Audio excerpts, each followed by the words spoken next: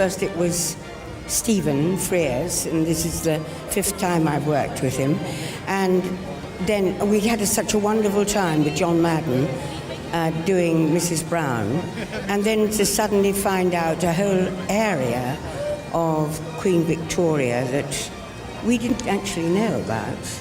This woman who, in her 80s, was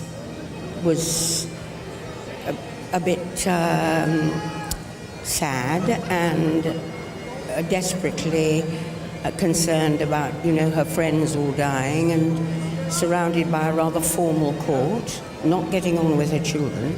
And I think it must have been glorious to look forward to a few days with Abdul. I think history somewhere has very conveniently shoved this entire story aside, and both sides of the turf. I mean, India and Britain.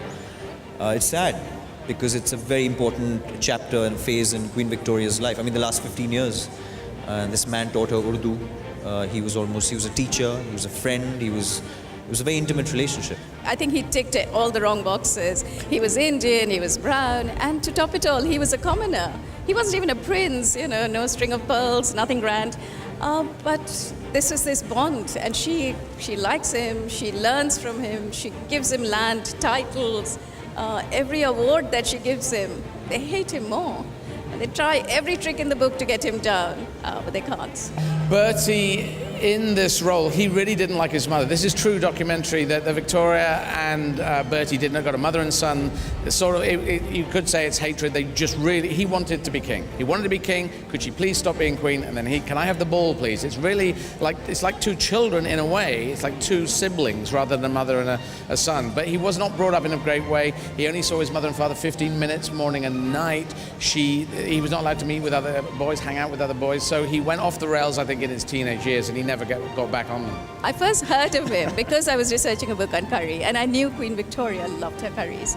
And she had some Indian servants who cooked for her. But it was on a trip to Isle of Wight in Osborne, where I saw his portraits. And he was painted to look like a nobleman. And I said, this man's not a servant. So that's how it started. I got curious about him and started the research. I went to Windsor Castle, I read her journals, I read the Hindustani journals, and then it took 4 years, covered 3 countries, India, Pakistan, and I found his diaries, and that was the crowning moment, really. So the whole story came together for me. Every attempt was made to destroy the story, to erase this man from history and delete everything he'd done.